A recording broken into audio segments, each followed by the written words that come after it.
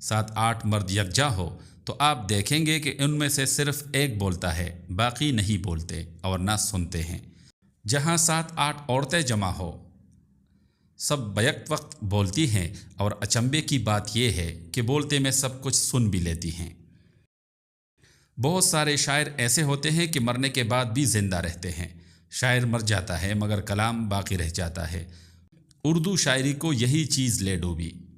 انسان جی کڑا کر کے ہر چیز سے ناتا توڑ لے تو پھر دکھ سکھ کے بے انت چکر سے باہر نکل جاتا ہے۔ پھر وہ شاد رہتا ہے نہ ناشاد، مسرور نہ مغموم۔ دل شکنی سے صرف پتھر دل ہی محفوظ رہ سکتا ہے۔ حالات حاضرہ پر تبصرہ کرتے وقت جو شخص اپنے بلڈ پریشر اور گالی پر قابو رکھ سکے وہ یا تو ولی اللہ ہے یا پھر خود ہی حالات حاضرہ کا ذمہ دار ہے۔ سڑک کہیں نہیں جاتی، وہ تو وہی کی وہی رہتی ہے۔ مسافر خود کہاں سے کہاں پہنچ جاتا ہے۔ راہ کبھی گم نہیں ہوتی، راہ چلنے والے گم ہو جاتے ہیں۔ آدمی اتنا ہی تنہا ہوتا ہے جتنا محسوس کرتا ہے۔ تنہائی آدمی کو سوچنے پر مجبور کرتی ہے۔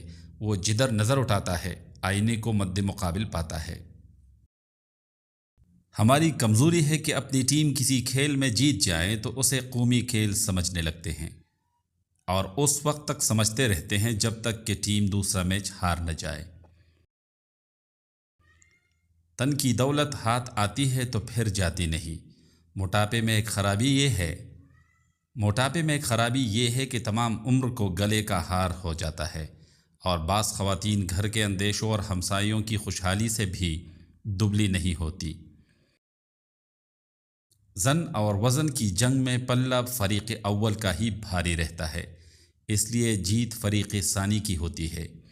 وزن حسن کا دشمن ہے، اس لیے ہر عورت کی خواہش ہوتی ہے کہ اپنی چربی کی دبیز تہوں کے خول کو سانپ کی کھینچلی کی طرح اتار کر اپنی عزیز سہیلیوں کو پہنا دے۔